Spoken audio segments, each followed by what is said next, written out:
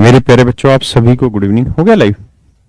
आ गए कमेंट। मिथिलेश, सतीश, प्रशांत, विभव, शिव, शुभम, अंकित, प्रवीण, संतोष। मेरे प्यारे बच्चों, आप सभी को नमस्कार।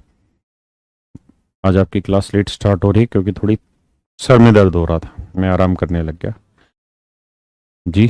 तो आइए, कोई दिक्कत नहीं, आप पढ़ते हैं। लाइव है ना प्रॉपर? हम्म।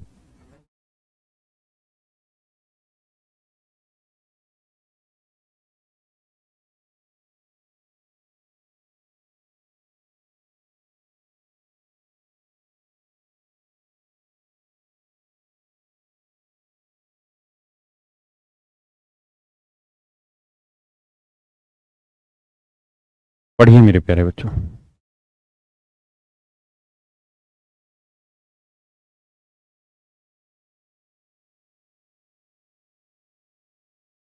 करिए मेरे प्यारे बच्चे। जी राम राम। और कल दशहरे पे शायद आप लोगों की शाम के बैच की तो छुट्टी रखेंगे, सुबह क्लास रख लेंगे लेकिन शाम को छुट्टी रखेंगे भाई।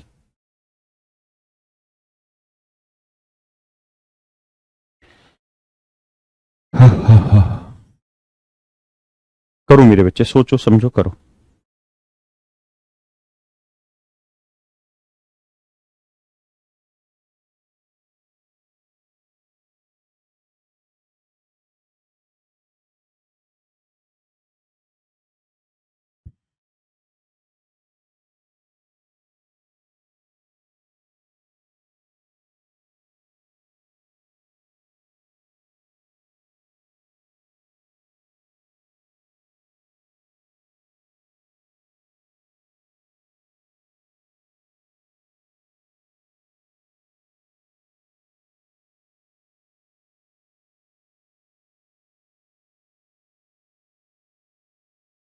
देखिए मेरे प्यारे बच्चों, सवाल में कह रहे एक व्यक्ति शर्त पर काम पर रखा गया। दोनों ही तरीकों से कराता हूं। कहता है एक आदमी काम पर इस शर्त पर रखा गया कि जिस दिन वह काम पर आएगा उस दिन उसे 200 रुपये मिलेंगे। यानी जिस दिन काम पे आएगा मेरे बच्चे उस दिन उसे 200 रुपये पर डे मिलेंगे। ठीक है जी। और जिस दिन वो छुट्टी करेगा उस दिन मेरे प्यारे बच्चों उसके 70 रुपये काट लिए जाएंगे। जिस दिन छुट्टी करेगा उस दिन 70 रुपये पर डे के हिसाब से काट दिए जाएंगे। माइनस का मतलब मेरे प्यारे बच्चों यहाँ पे ये है कि काट दिए जाएंगे, प्लस का मतलब है कि मिलेंगे। लेकिन कहता है 30 दिन उसने काम किया और 30 दिन में कुल मिला के जो एवरेज आया। बच्चे रुकना 2 मिनट।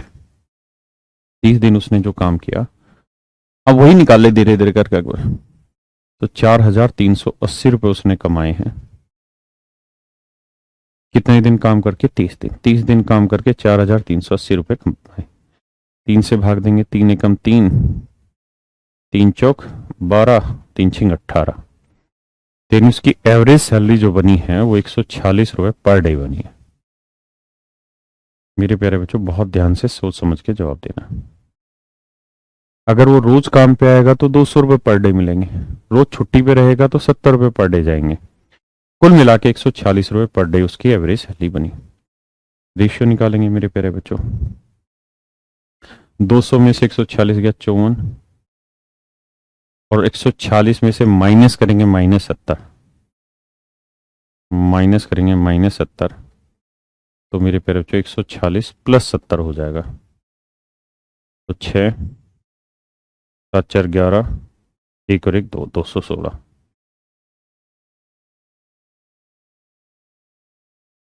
अब रेशियो लेंगे मेरे बच्चे, तो 4:1, 4:1। इसका मतलब मेरे बच्चे, अगर वो महीने में 4 दिन आया होगा तो 1 दिन उसने छुट्टी की होगी, क्योंकि इसका मतलब यही है कि 4 यूनिट टाइम आया है तो माइनस करना 1 दिन छुट्टी की होगी, तो टोटल दिन 4 हो रहे, कितने बने? 5। और एक्चुअल में दिन है कितने मेरे बच्चे? 30। तो 1 यूनिट की वैल्यू निकालोगे मेरे बच्चे, 6 दिन आएगा। तो कह रहा है जिस दिन मैं काम पर नहीं आया वो बताएं। तो 1 यूनिट था तो 1 यूनिट की वैल्यू 6 दिन। इसका मतलब मेरे बच्चे 6 दिन के लिए वो काम पे नहीं आया। 6 दिन मेरे बच्चे वो काम पर नहीं आया।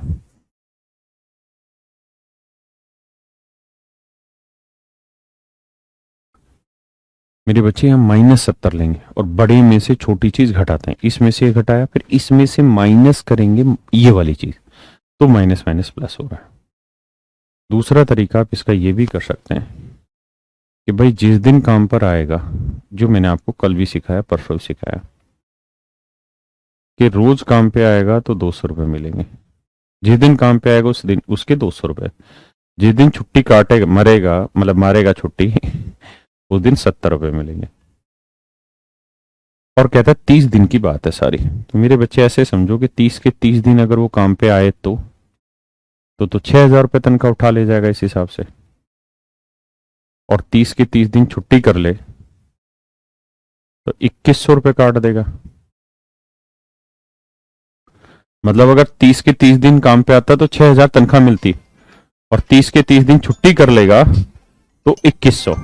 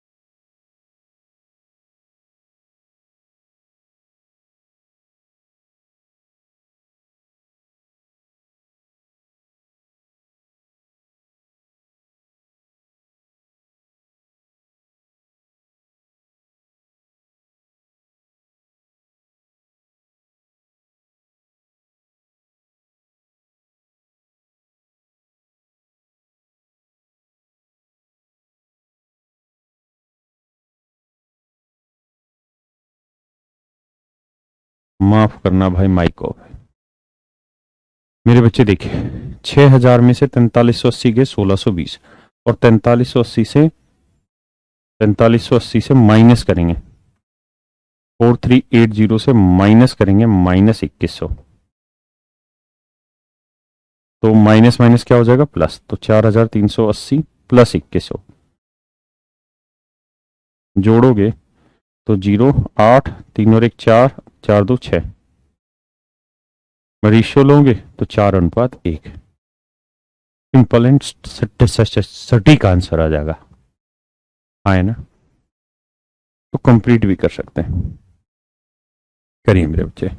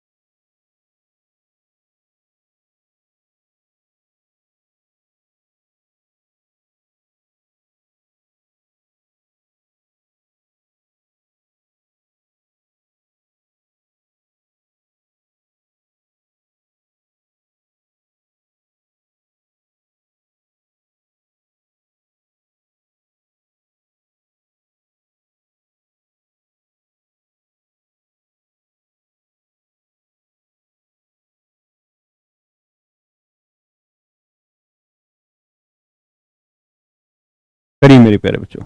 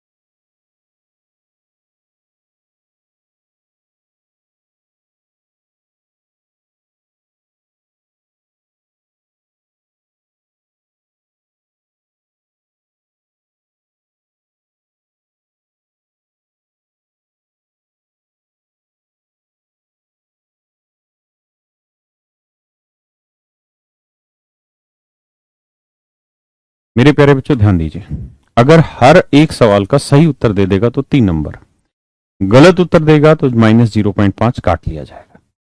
कहता है जी 250% है, जिस मर्जी मेथड से कर दीजिए। तो अगर मैं ये मान लूं कि 250 के 250 सही हो, अगर 250 के 250 सवालों का जवाब उसने सही दे दिया हो तो इस हिसाब से उसके नंबर कितने आएंगे, 750। और अगर 250 के 250 सवालों का जवाब उसने गलत दिया होता तो नंबर आने थे मेरे बच्चे -125, यानी 125 नंबर कट जाने चाहिए थे उसके। हाँ है ना, मेरी बात समझे या नहीं? लेकिन बाबू सवाल में कह रिया है कि नंबर आए हैं उसके 477। 477 कैसे सोल्व करें भैया? बड़े से छोटा घटाओ तो 750 - 477, 10 में से 7 गया 3, 14 में 7 गया 7, 6 में 4 गया 2, तो 7 3 10, 7 7 14, नहीं 7 3 10, 7 7 14 और 1 15, 4 2 6 1 7, 273। और 477 से माइनस करेंगे -125, 477 से माइनस करेंगे -125, तो मेरे प्यारे बच्चे माइनस माइनस हो जाएगा प्लस, तो जोड़ देंगे तो 5 7 12, 7 2 9 और 1 10, 4 1 5 और 1 6, 602। एक बार जरा चेक करें कि ये बात सही बताई मैंने कि गलत बता दिया। तक तक तक तक तक तक बोल रहे हैं।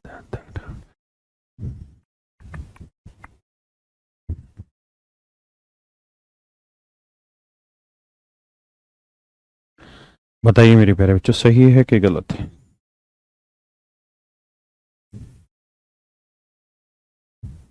आपका जवाब है सही। अब मेरे बच्चे जब कटिंग करने लगोगे तो 7 या 21, कितना बचा? 6, 7 9 63, 7 8 56, 7 6 42, 86:39, यानी 86 सवालों के सही जवाब दिए हैं तो 39 सवालों के गलत जवाब दिए। तो इसका मतलब टोटल परसेंट कितने हैं मेरे बच्चे? तो 86 जमा 39, 86 सही और 39 गलत। 9 6 15 5 हंसल 1 8 3 11 1 12, तो इस हिसाब से टोटल सवाल हुए 125 यूनिट, जबकि टोटल सवाल हैं कितने? 250। तो 1 यूनिट की वैल्यू 250 बटे 125 यानी 2, तो 86 गुना 2, 39 गुना 2, यानी 78 सवालों के उसने सही जवाब दिए हैं। 78 सवालों के उसने सही जवाब दिए, और 2 6 12, 2 8 16 और 1 17, और 172 सवालों के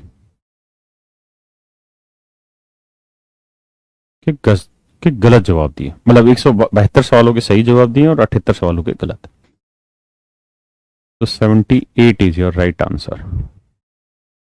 उसने यही पूछा कि भाई गलत उत्तर कितने के बांट दिए, तो उत्तर होगा 78 सवालों के।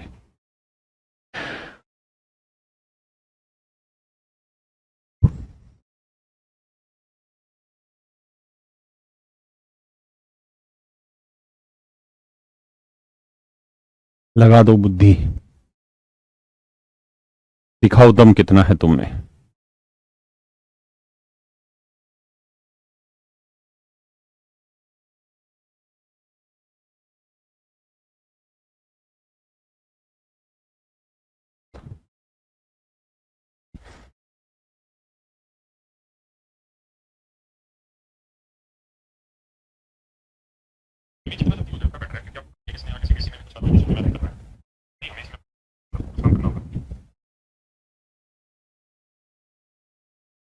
मैं ये पूछ रहा था, एक सरस करके प्लेटफॉर्म होता है जहां पे ये सारे डॉक्यूमेंट अपलोड होते हैं,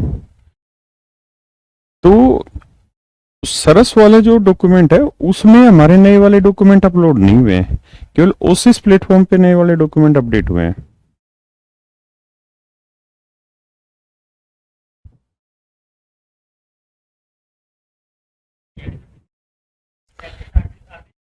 हैं? आरजी से 1 मिनट रुक जाओ, मैं इससे फोन।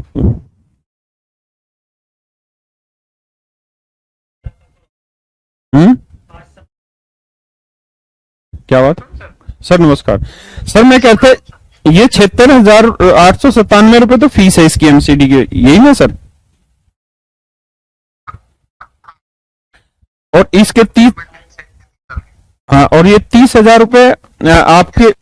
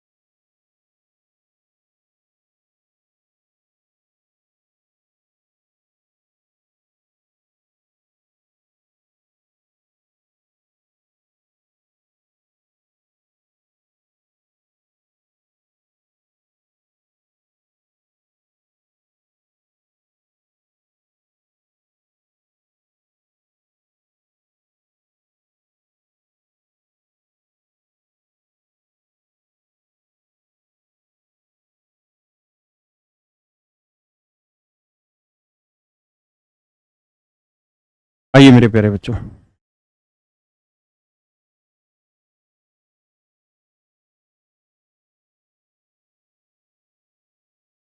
ध्यान देना मेरे बच्चे, बहुत ही खूबसूरत सवाल है। कहता है जी कमरा है,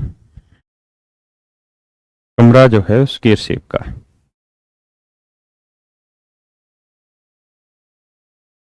ये मेरे प्यारे बच्चों कोई कमरा है, ठीक है।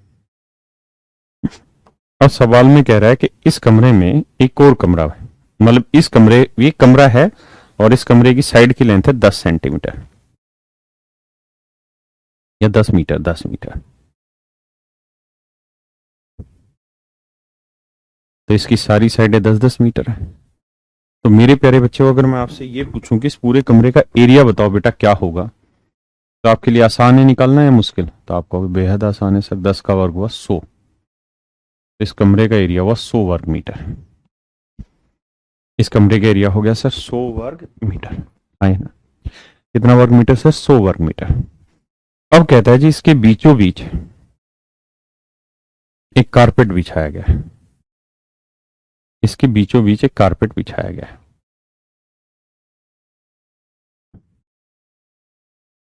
इसके बीचों बीच एक कारपेट बिछाया गया है, ये कारपेट बिछा दिया जी बिल्कुल बीचों बीच। और कहता कमरे के बीचों बीच जो कारपेट भी बिछाया है ना, वो भी मेरे प्यारे बच्चों किस आकार का है? वर्गाकार आकार का। किस आकार का मेरे बच्चे? वर्गाकार आकार का है, और बिल्कुल सेंटर में सिचुएट किया है। और कहता है भैया जो बाकी हिस्सा बच गया ना, बाकी हिस्से को एक सामान्य से कपड़े से ढका गया है। बाकी हिस्से को एक सामान्य कपड़े से ढका गया है, हरे रंग वाला सामान्य कपड़ा है। तो मेरे प्यारे बच्चों, ये जो कारपेट है इसका रेट है 15 रुपए प्रति वर्ग मीटर, और ये जो सामान्य कपड़ा है इसका रेट है 6.5 रुपए प्रति वर्ग मीटर।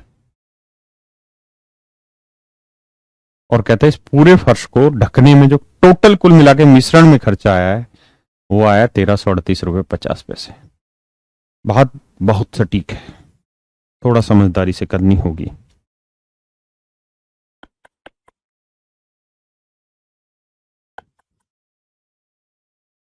कर लिया भाई? अब देखिए मेरे दोस्त, ऐसे देखिए, मान लीजिए अगर पूरे के पूरे फर्श पे कारपेट ही बिछाया गया होता, तो मेरे प्यारे बच्चों पूरे फर्श का क्षेत्रफल है कितना? तो आपका जवाब होगा सर 100 वर्ग मीटर। तो मेरे प्यारे बच्चों, अगर पूरे फर्श का क्षेत्रफल 100 वर्ग मीटर है, पूरे फर्श का क्षेत्रफल 100 वर्ग मीटर है, तो 1 वर्ग मीटर का खर्चा 15 रुपए है, तो 100 वर्ग मीटर का खर्चा कितना होगा? 1500 रुपए। हाँ है ना मेरे प्यारे बच्चों? तो इस बात का सीधा सीधा और स्पष्ट मतलब यह है कि पूरे कारपेट को बिछाने में जो, अगर पूरे कमरे पे कारपेट बिछाई जाती और वो कारपेट बीच वाली होती है, यानी 15 रुपए प्रति वर्ग मीटर वाली कारपेट बिछाई जाती, तो पूरे कमरे का जो खर्चा आता है वो 1500 रुपए आता। लेकिन अगर सिंपल क्लोथ बिछाते पूरे कमरे में, तो क्लोथ का रेट है 6.5 रुपए प्रति वर्ग मीटर। और पूरे कमरे के एरिया 100 वर्ग मीटर। तो अगर पूरे के पूरे कमरे पे कपड़ा बिछा देते, पूरे के पूरे कमरे में अगर कपड़ा बिछा देते मेरे बच्चे, तो खर्चा आ जाता कितना, 650 रुपये प्रति वर्ग मीटर। हाँ है ना, 650 रुपये प्रति वर्ग मीटर। अब समझिए आगे। जबकि सवाल में मतलब प्रति वर्ग मीटर नहीं, पूरे कमरे का।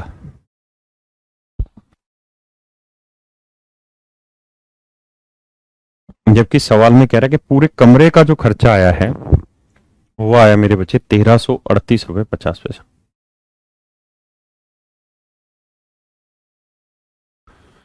सोचो।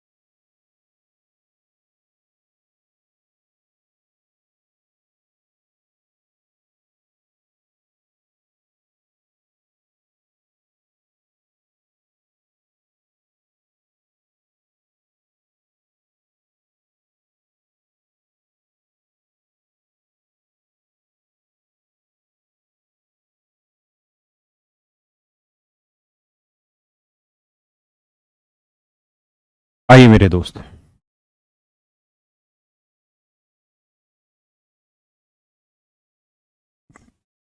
1500 में से 1338 रुपये 50 पैसे घटाओगे तो 161 रुपये 50 पैसे। और इसमें से 650 घटाओगे 8, 5 13 में से 5 गया 8, 12 में 6 गया 688 रुपये 50 पैसे।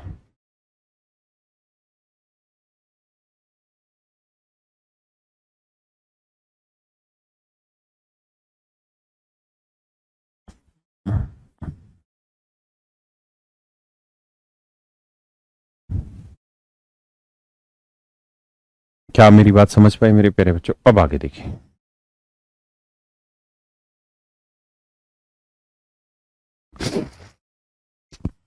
अब देखिए दोस्तों, पॉइंट से पॉइंट कट गया, जीरो से जीरो कट गया। 5 से काटेंगे, 5 एकम 5, एक आया 5 3 15, 3 आया 5 7 35, 3 आया 5 7 35, 5 3 15, 5 दूनी 10, 5 3 15। अब देखिए ये किससे कट रहा है भैया? 19 एकम 19, कितना बचा? 13, 19 एकम 19, 19 7 133, यानी 17 से कट रहा है, तो ये आएगा 19। इसे 17 से काटोगे इस तरह से, देखो मेरे बच्चे यही रेशियो आ रहा है, कुछ और आ रहा है, चेक करो जरा। देखो यार, ये हैवी लेवल के क्वेश्चन है, और ऐसे क्वेश्चन को सोल्व करने में वक्त तो लगेगा ही लगेगा, तो आप करिए सर।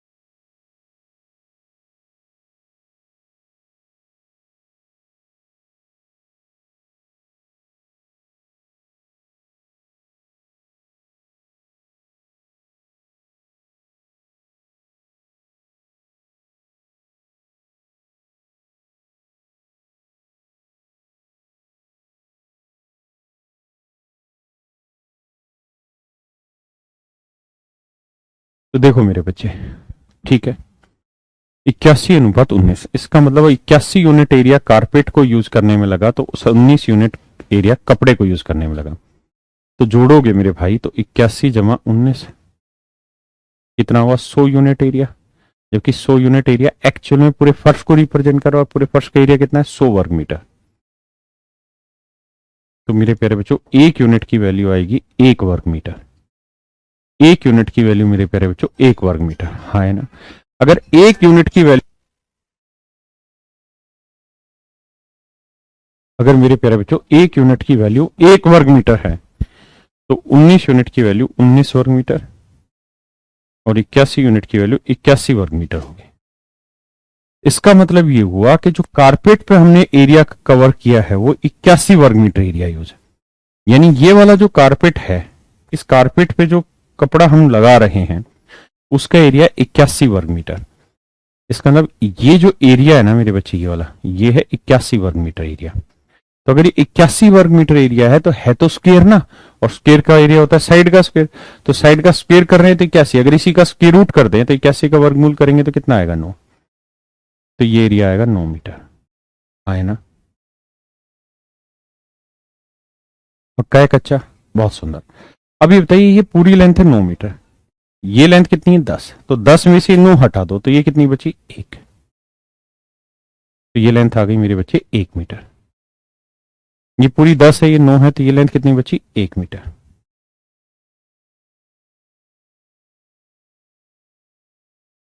तो इस, sorry sorry sorry sorry sorry sorry sorry, गलत बता दिया मेरे बच्चे, पूरी 10 है, ये 9 है, तो ये लेंथ, ये वाली जहां मैं पेन चला रहा हूं, और ये वाली लेंथ, दोनों का जोड़ कुल मिला के कितना आया, 1।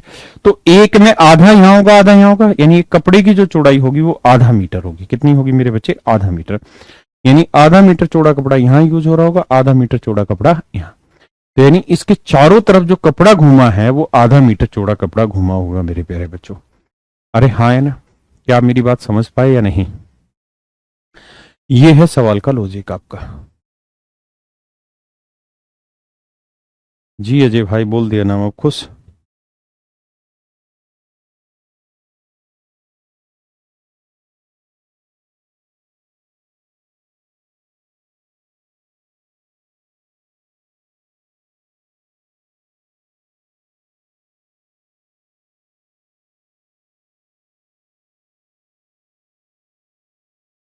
आइए मेरे बच्चे, अब आगे बढ़ते हैं। उम्मीद है आप इतनी बातें पढ़ के आए होंगे। अब आ जाइए इस वाले सवाल पे। अब इन आने वाले जो क्वेश्चन मैं करा रहा हूं, इनमें प्रॉफिट एंड लॉस के कुछ बेसिक कॉन्सेप्ट यूज होंगे। तो अगर आपको आते हैं तो बहुत अच्छी बात, नहीं आते तो घबराना नहीं, मैं सिखाऊंगा, करिए।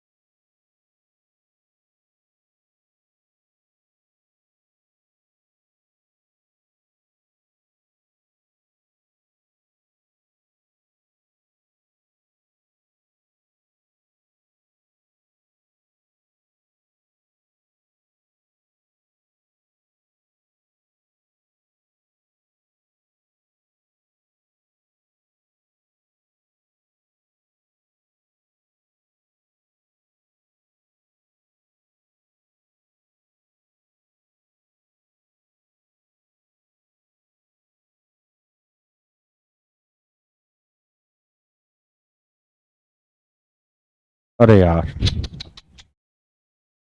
भाई माफ करना, माइक बंद हो गया था। पूरा सवाल दोबारा समझा दो।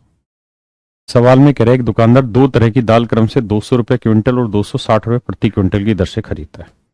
मेरे बच्चों बड़ी बात यह है कि अगर आप यहां कॉस्ट प्राइस ले रहे हैं तो यहां पे भी आपको कॉस्ट प्राइस ही लेना होगा। यानी चीजों का जो नेचर होना चाहिए वो दोनों जगह क्या होना चाहिए, सेम। ऐसा नहीं कर सकते कि यहाँ सीपी और यहाँ एसपी। ऐसा करना गलत है। या तो दोनों जगह सीपी लेंगे या दोनों जगह मेरे प्यारे बच्चों एसपी लेंगे, है ना। एसपी होगा नहीं, हमेशा सीपी ही लेना होता है। पक्का। तो सवाल में कह रहा है कि एक 200 रुपए पर क्विंटल की दाल है, एक 260 रुपए पर क्विंटल की दाल है।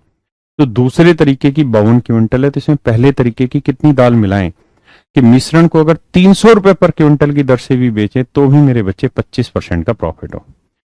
अब इस बात को ऐसे समझो कि 300 रुपए पर क्विंटल से बेच रहे तो 25% का प्रॉफिट हो रहा है। 25% की फ्रैक्शन बनाओगे तो 25/100, उत्तर आया 1/4। भाई 25% का मतलब हुआ कि चीज खरीदी 100 में है तो 25 का प्रॉफिट कमाओगे, बेचोगे कितने में, 125 में। ये तो मतलब हुआ। अगर मैं 10% प्रॉफिट पे चीज बेच रहा हूं तो इसका मतलब 100 में खरीदी, 10 का लाभ 110 में बेच रहा हूं। तो ऐसे ही बाबू 25% प्रॉफिट का मतलब 4 में चीज खरीदी, 1 का लाभ, बेची कितने में, 5 में। यानी चीज अगर 4 यूनिट में खरीदी है तो 1 का लाभ लेके 5 में बेची है, या आप इसे ऐसे कह ले कि 100 में खरीदी है तो 25 का लाभ लेके 125 में बेची। रेशियो लोगे तो 4-5 ही आएगा। तो यानी 4 यूनिट में खरीदी तो 5 में बेची, तो 5 यूनिट रिप्रेजेंट कर रहा है 300 रुपए पर क्विंटल। तो 5 यूनिट 300 रुपए, 1 यूनिट 300/5 यानी 60। तो 4 यूनिट क्या होगा मेरे बच्चे, 4 गुना 60। 4 गुना 60 कितना होगा, 240। यानी कोस्ट जो बना ना मेरे बच्चे वो बना 240 रुपए पर क्विंटल। कोस्ट जो बना मेरे बच्चे वो क्या बना, 240 रुपए पर क्विंटल। तो सीपी आया 240 रुपए पर क्विंटल। यानी मेरे बच्चे अगर सीपी सीपी मिक्स किया तो मिश्रण भी सीपी का होगा। तो 260 में 240 गया 20, और 240 में से 200 गया मेरे बच्चे 40। अब अगर आप इसका अनुपात निकालेंगे तो ये आएगा 1:2, 1:2। इसका मतलब अगर आपने ए टाइप की 1 यूनिट दाल ली है तो बी टाइप की 2 यूनिट, जबकि 2 यूनिट नहीं कितना है, 52 क्विंटल। तो 2 यूनिट 52 क्विंटल, 1 यूनिट 26 क्विंटल। तो मेरे बच्चे 1 यूनिट की वैल्यू आ गई 26 क्विंटल। पहले समझो फिर आगे बढ़ेंगे।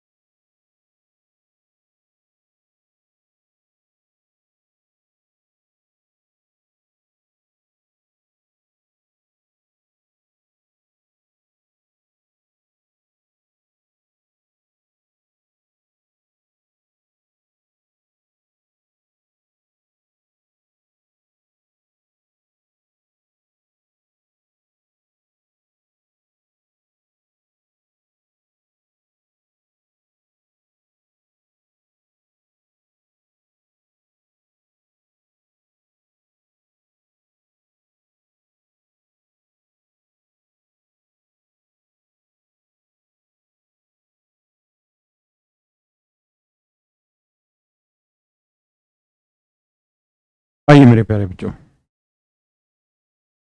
देखिए यार, कहता है 4 रुपए 20 पैसे पर किलोग्राम वाली और 3 रुपए 60 पैसे पर किलोग्राम वाली चीज को मिक्स किया।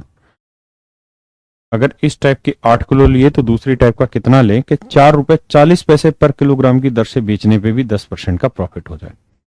तो देखो मेरे बच्चे, कहता है 4 रुपए 40 पैसे पर किलोग्राम। तो 4 रुपए 40 पैसे का आप चाहो तो बेशक 440 पैसे बना लो पर किलोग्राम की दर से बेचने पे उसे 10% का प्रॉफिट होता है। 10% की फ्रैक्शन बनाओगे, बटे 100 करोगे, काटोगे, 1/10 आएगा।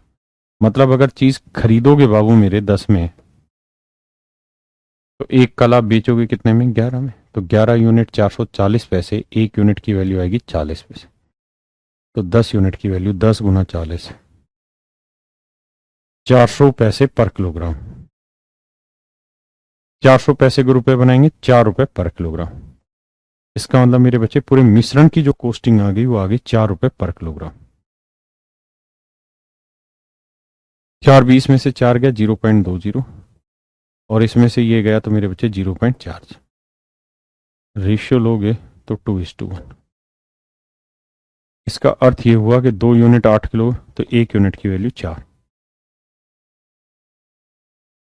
तो यहां से हमें 4 किलो मेरे बच्चे चीज लेनी होगी। आए ना?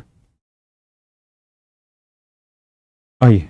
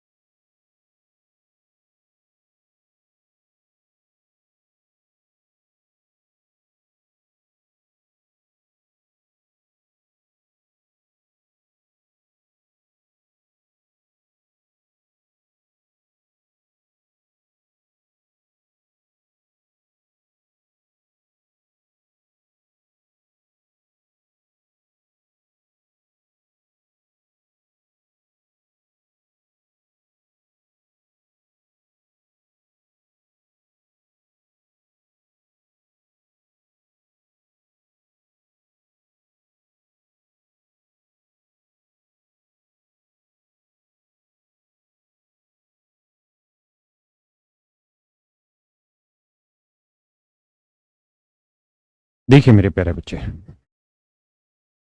बहुत सुंदर, नाइस।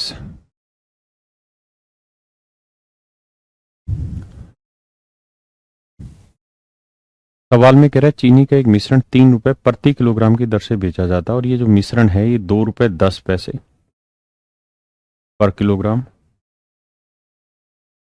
और 2 रुपए 52 पैसे पर किलोग्राम